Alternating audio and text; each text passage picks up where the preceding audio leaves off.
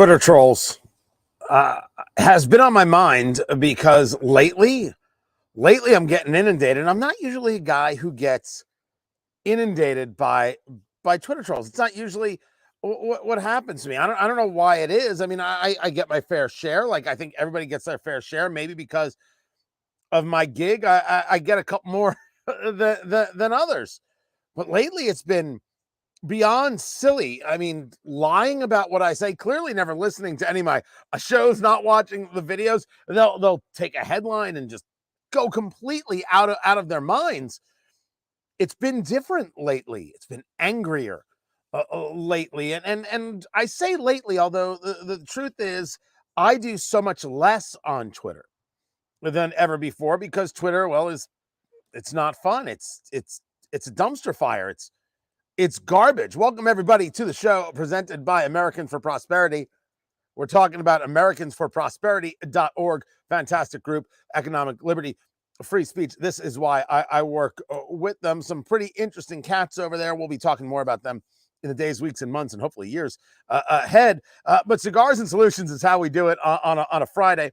And so I come to you with this right here. This beauty is the American from JC Newman. This, we're smoking the double Robusto, 5.5 by 56. So a 5.5 by 56 refers to the fact that the 5.5 is 5.5 inches long. 56 is the ring gauge. That's the diameter of the cigar, or how thick it is around. This is an enjoyable smoke in that medium full kind of way, because it's a Florida sun-grown wrapper, but it's Connecticut broadleaf in the binder with filler from Pennsylvania and Connecticut Habano there. So this is really a full-on USA-made cigar, and so you get a little bit of wood note going on in there. There's this big pepper that hits and then kind of smooths itself in a bit. A little bit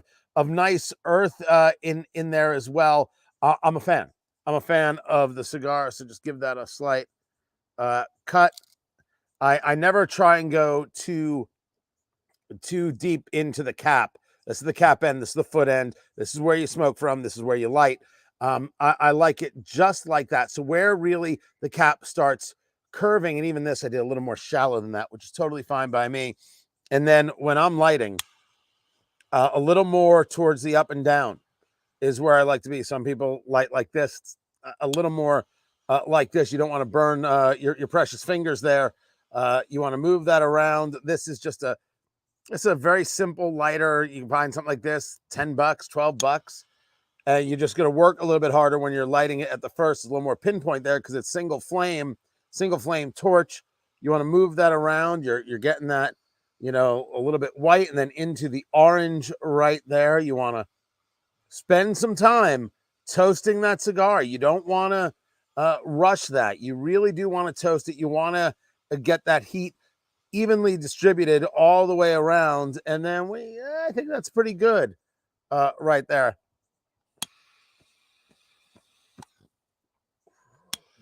Give a little touch up. It has been madness in my social media feeds. Madness in my social media feeds. And I will admit to you, I do less on Twitter than ever before. And I do less on Twitter because who the bloody hell wants to be around these people? These people are awful. They're not interested in conversation. They're not interested in debate. They're interested in destruction. We see this time and time again. All they want to do is destroy. That's very, very obvious. And what has happened is when people looked at social media and said, social media is going to absolutely destroy anything we do with regular media, right? Anything going on with cable news, let's say. Well, that didn't happen. And one of the reasons that didn't happen is that cable news figured out how to utilize social media to their advantage. So let's say somebody puts out a tweet, and this tweet is horrible or terrible, ridiculous, whatever you want to call it. Cable news figured out that they could take that and build a story around it. How many times have we seen, well, here is what everybody is saying on social media, and they picked 3 tweets from randos, which look, random people, celebrity people, a smart comment is a smart comment, a silly comment is a silly comment, but it doesn't make the comment news. Yet cable news turned it into news. And when they did that, they figured out how to create celebrity out of thoughts that aren't in the mainstream, thoughts that are in their stream. That's what social media did. That's how cable news was able to co-opt it. When we talk about, what's going on right now at CNN, where they're moving people around, they got rid of Brian Stelter, good job. Got rid of John Harwood, moving Don Lemon to the morning show. They're giving Jake Tapper the 9 p.m. slot, which has the left crazy because all of a sudden they're like, well, I guess Jake Tapper's playing the game. He's being a little more conservative. Jake Tapper played the game when he was a little more conservative and decided to become, the guy that, he is. A very disappointing guy who is very rude to me on social media, by the way, and I'm not about to forgive him for it. He showed himself to me being what he is. Jake Tapper goes so far back. When Dennis Miller had his radio show, Jake Tapper was like a regular guest, and he used to refer to Tapper as Tap Tap. I don't know if anybody remembers Dennis Miller doing that. Dennis Miller did a very interesting show. But it shows you how far Jake Tapper has come, and not necessarily in a good way. Now, I appreciate it, Larry. You never liked Jake Tapper. I appreciate that comment all too well. I'll give Jake Tapper credit for one thing. Jake Tapper was one of the first guys to really call out Louis Farrakhan, to call out the bigot Louis Farrakhan, to say so clearly and directly, and to bring the receipts. And I always respected that. The way he treated me on social media, well, I'm done with Jake Tapper, which now leads to, if they asked you on the show, would you go on the show? And I'm like, maybe not his show. If CNN called and said, hey, would you do something? I'd be like, yeah, I would. I'm very interested in the changes that they're making. I find them to be kind of fascinating what Chris Lick, the new CEO, is doing. What is it that he's trying to build? And, when you take a look at what they're doing with the morning show, it's Poppy Harlow and it's Caitlin Collins. Is that her name? Yeah, that's it. And then Don Lemon. Well, you may have to now go get a whole new staff. This staff may not work. Why didn't you just get a whole new staff to start with? Well, you go to war with the army you have. Got these people, they're under contract. You might as well try and figure out if they're any good in any other place. Can they learn anything else?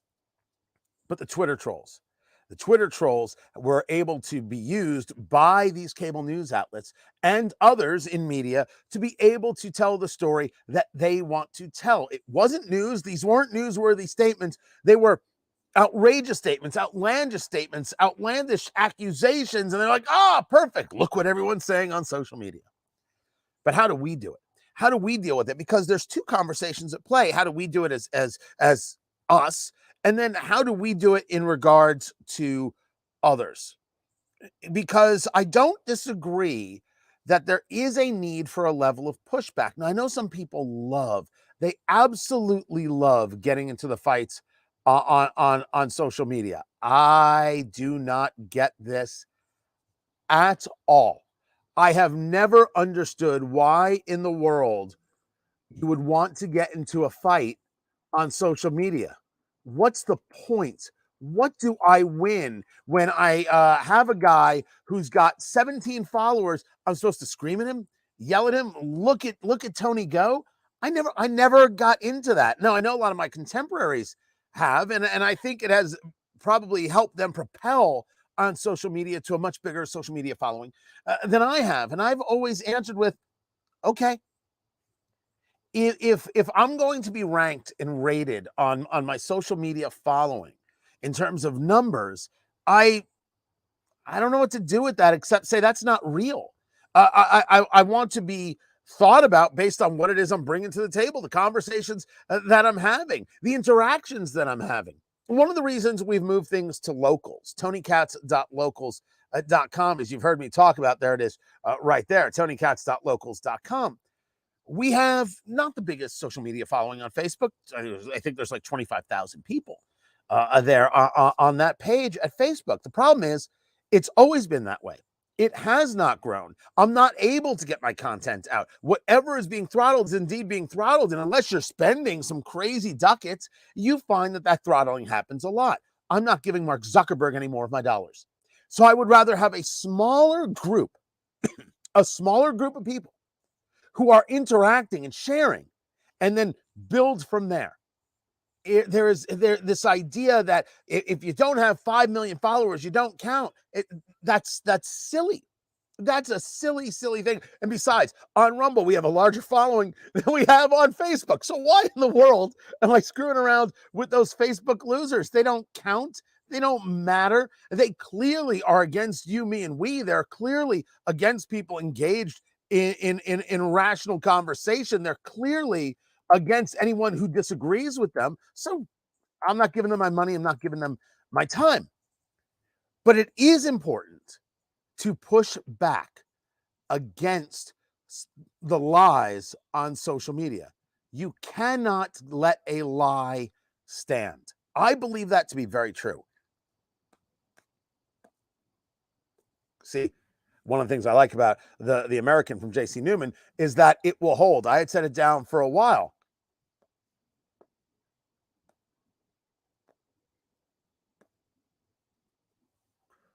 That's pretty good. I like that. But if you ever feel the need to touch it up, don't be afraid. Just give it a little touch up right there. Not too much. A little bit goes a long way, and we'll go from there. The pushback, though, does not have to be in any level of violent pushback. It doesn't have to be an angry pushback, nor does it have to be a personal pushback. When someone lies about something I say, I sometimes just respond with, I didn't say anything like that. I sometimes respond with, this simply isn't true. I don't go to levels of personal attack. With all due respect, they're not worth my time. They're not worth my time nor your time. And so again, I don't feel the need to fight them, but I do feel the need to sometimes say something about what is being said about me or a commentary that I've made. And I think that's important. I think it's important to speak out when people are lying about, for example, in Florida, the parental rights bill, and they called it the Don't Say Gay bill. Those people need to be pushed back on because they're lying. It's a constant and continual lie, and they still do it. The people who say that Donald Trump said there were very fine people on both sides regarding Charlottesville, that's a lie. Everybody knows it's a lie. When you engage a lie that you know is a lie, you're not a good person. You're not worth my time, but the lie has to be pushed back against because somebody out there doesn't know and might very well believe it. We have to be people who stand up to that. And that takes a bit of our time. It's annoying. It's annoying that it takes a bit of our time, but we have to do it. You have to push back against lies. And whether you're pushing back against that on your social media feed, or you're pushing back on that in a blog, or you're pushing back on that on radio, wherever that is, it's important to do. And that is the first step in dealing with these social media trolls. You must push back on them right up until the moment where you're done with them. Once you've pushed back on the lie they've told, you're done with them. You are under zero obligation to engage a long conversation on social media with trolls. These are bad people. They're liars. Their objective is to destroy you. And sometimes destroy you personally, destroy your reputation, things like that. I have discussed on radio that in my 20s, and really in my teens and in my 20s, depression, dealt with depression, and for a while was suicidal. I talk about it honestly and clearly because, well, it's something that happened to me. So therefore it's something I share, and some people very much appreciate it. And I've heard people say it's really brave of you. No, it's not. It is not. It is just something that you don't have to be ashamed of. It happened, and it was awful, and it was horrible. And I lost years of my life. I mean, my 20s were a wasted decade. It was a wasted 10 years of my life. And then it took time after that to start really understanding what was happening and figure out a way through it. And the National Suicide Prevention Hotline, by the way, 1-800-273-8255. Don't ever hesitate to make the call. I didn't. I found other ways, but you need to make the call. Make the call. Don't worry about anything. And the reason I bring that up is that I have a troll who has decided that I shouldn't be allowed to own a firearm because I'm mentally ill. Because on radio, I honestly discussed something that happened to me. Now, is that somebody I'm supposed to spend time concerned with? Worried about? Oh, I am absolutely concerned and worried that one day a couple police officers are going to show up at my house because someone's going to swat me or make some other type of conversation about me not being mentally fit to own a firearm, which is, of course, nonsense. Being honest gave them an opportunity to attack me for being honest, for being human. You think I'm supposed to engage with those people? No, no, no, no, no. And that's what the mute button is for. I'm used to block. Now I just mute, as I don't need to see it in my life. I don't need those people in my life. I think blocking somebody kind of gives them a sense of satisfaction, like they got to you, or at least that's how they view it. They like that.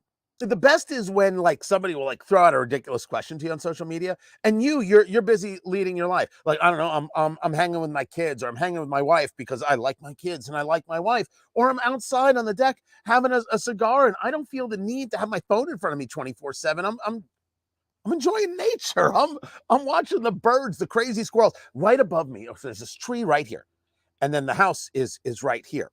Well, in the front of the house, there's a huge tree, tons of acorns. The squirrels jump from this tree over to the house, climb over the house to get to that tree, to get the acorns, and then they jump over here, but they can't jump from like the higher. They have to jump to the lower branches, and it's a longer jump. Flying squirrels. It is, I should really have a webcam. It's insane. Every time it happens, I freak out. So sometimes you see me looking up because I am afraid they're definitely out to get me. See, all right, maybe that's the reason for people to think I'm not okay. I'm fine. But like that's what I'm watching. I'm not staring at social media like it matters. Good Lord, my life is happening here. My life is happening connected to people. My life is not happening through 280 characters on Twitter, for the love of God. Can you imagine, though, that someone takes a conversation that I'm having, a conversation that maybe for others might be interesting, connecting. Hey, wait a second, maybe that's something I should do. Oh, wait, he's been through something I've been through. And instead has said, how in the world do we use that to destroy him? I have no need to know that person, but I don't block. I mute.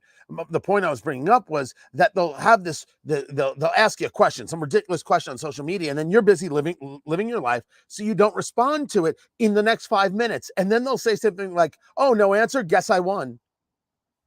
What the hell did you win? What possibly do you think you won? Was there a cash prize? Did somebody bring a cookie to your front door? What did you win? You didn't win anything, you schmuck. But this is how you view social media, as something that you have won that doesn't matter to anybody except you for 5 minutes of feeling good until you're miserable again, obviously, and you go troll somebody else. When we talk about what social media has done to people, damaged people, hurt their souls, this is what I'm talking about. So I am not interested in hearing that. So I mute. I mute people left and right because I don't feel the need after a certain level of pushback to continue engaging. They're not worth my time. You're worth my time. This is worth my time.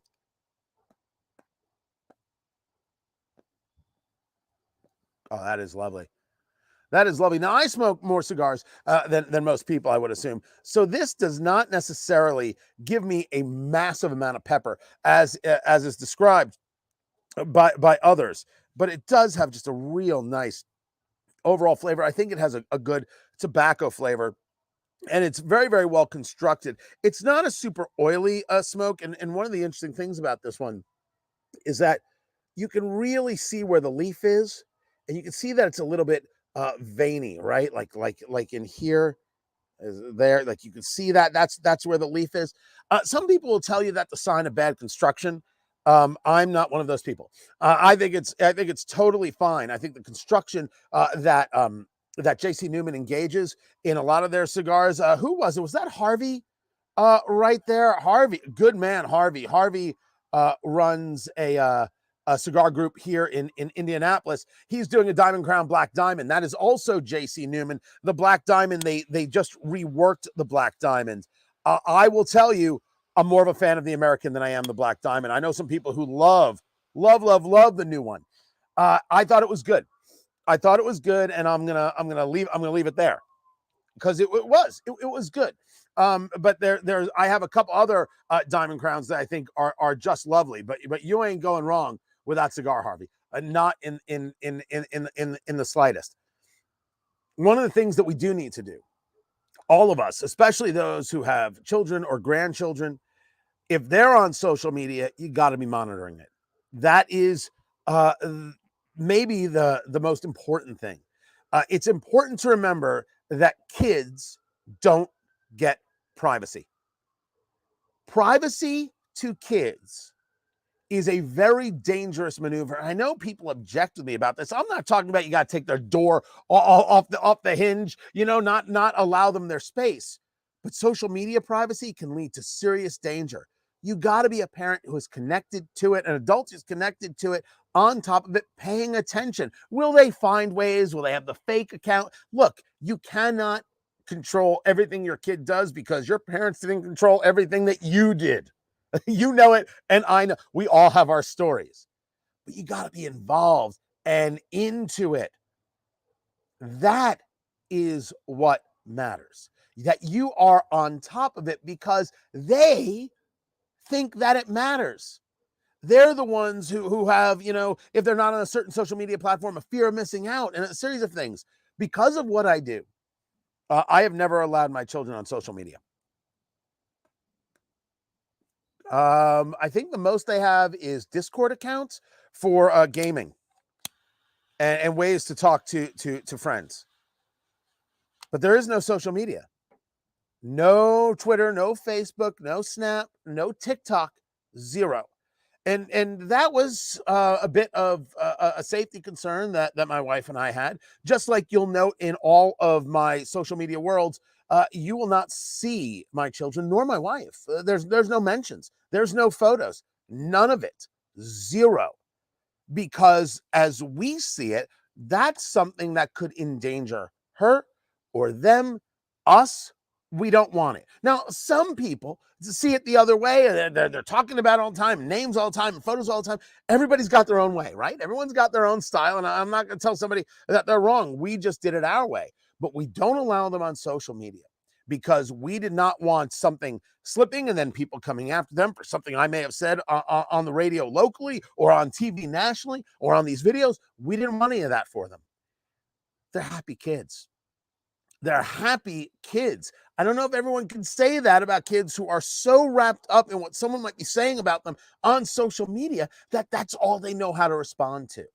And so as parents and as adults and family, we gotta be on top of it. We got to be paying attention to it. By the way, this is very, very true of Larry, who was with me in the beginning of the radio careers. Yes, I don't think Larry knew I was married. Yeah, I think that's absolutely right, Larry. I think it's absolutely positively correct. It's how I chose to do it. So the solution to social media isn't as simple as don't pay any attention to it, because that's not right. Because there are people paying attention, and when you push back, they get to see the pushback. This has been a guiding principle for me in every conversation I have had face to face with somebody. When like there's a group of people and someone's asking a question, and somebody be like, "Oh, you're the conservative. I'm gonna get you," as if somehow I don't do this for a living. I'm a trained professional, for the love of the Lord. Always remember this. Oh, that's smoking beautifully now. Always remember that when you're talking to somebody on social media, some troll or whatever the case may be, that's not your audience. The person that you're speaking to is not actually your audience. Your audience is the people who are watching the conversation. Just like when you're face to face with somebody who wants to get rough and tumble about the politics, that's not the person that you're really corresponding with. The person you're speaking to are the people who are watching. The person who's in the debate with you is very, very emotional. This matters to them. Their reputation's on the line, their pride's on the line, their theories, their philosophies are on the line. What happens when they learn that they're wrong? Their whole world collapses. So they're never going to give an inch because they can't have that happen, and people watching could be embarrassing. The person who is watching, they're not as emotionally invested. And therefore, they can take in what you're saying and think about it. It's not personal to them. It is intellectual at that moment for them. They're able to kind of absorb the information. Same thing is true when you're responding to somebody on social media. It isn't about them. You have already sized them up. You know that they're a dumpster fire. But what about other people who've never heard anybody say, that's not true, President Trump didn't say that, very fine people on both sides? Or that's not true about something I said on air or something you said on social media. That's the person you got to connect with, because that's the person you have a chance with, because they're not emotionally invested. And when they're not emotionally invested, there's much more opportunity for them to be able to say, okay, that's interesting. Oh, I didn't know that. Oh, wow, I should go look that up. I'm not saying that they guaranteed will. I'm saying that it creates the opportunity for them to do so. That is that. This is Ryan right here down in Tampa. Ryan, you know I used to live in Tampa, right? I used to live in Carrollwood and enjoyed myself tremendously. Left there to move to Los Angeles, and then came to Indianapolis with the radio career. Cigars galore. Ybor City is Cigar City, USA. I don't know if El Sol is still there on 7th in Ybor. I used to get cigars from them. But the JC Newman factory is in Ybor City. El Reloj, Reloj is, I believe, how you call it. They are there, and you can actually do tours. You should go check that out. Penny, I called somebody a lot on a lie and was called a Russian bot for my trouble. Well, trolls are going to troll, baby. Trolls are going. There is to it. Freddie on the YouTubes. What's going on, Freddie? Freddie wants to know, what's the most I've ever spent on a cigar? All right, so you're in Gatlinburg, Tennessee. You spent $40. I want to know what you bought. I'd be lying if I haven't spent $100 on a stick before. I have. Davidoff, the Royal Release, or one of their Salomones, which I have 3 of in my humidor. Yes, I have spent $100 a stick. If you're asking me on the regular, I'm probably in the $15 to $25 range. But allow me to say, I don't golf. This is where I spend my expendable income, and B, I've got the Cigar and Bourbon Show, Eat, Drink, Smoke, and so I do a lot of research. I'm smoking, I'm taking notes, so I do this a lot. So maybe I spend more on cigars than other people, but it's totally totally worth it. Cody, in the old days, the wise would be heard and acknowledged, agreeable or not. Now everyone is heard. At least we now know who we will spend our money on. I won't be on Facebook. I won't spend it on Facebook. I like the idea that everybody has a voice. I'm totally down with that. I favor that. It doesn't mean that every voice is good. Some voices are terrible, and some voices need to be taken, moved aside. They have no place in your life. It's not worth it. It is absolutely positively not worth it. This is the American, guys, from JC Newman. I am a fan of this cigar right here. You'll find this cigar, and this was a 6.5 by 54, or is it 56? Is it 54 or 56? I forgot really quick. 56 ring gauge. So it's a little bit bigger than I normally go. You're gonna probably pay somewhere near $20 a stick for this, which means it's not in everybody's humidor, but it is in mine. I'm happy to say that. Glad you guys are here. Glad you guys are part of the show. Presented by Americans for Prosperity. AmericansForProsperity.org. Absolutely, positively love what they do, and I love the fact that they let me do this right here. Guys, have a wonderful, wonderful weekend. Monday is Rosh Hashanah, Jewish New Year, so I'm off. I'll catch you guys on Tuesday. Take care.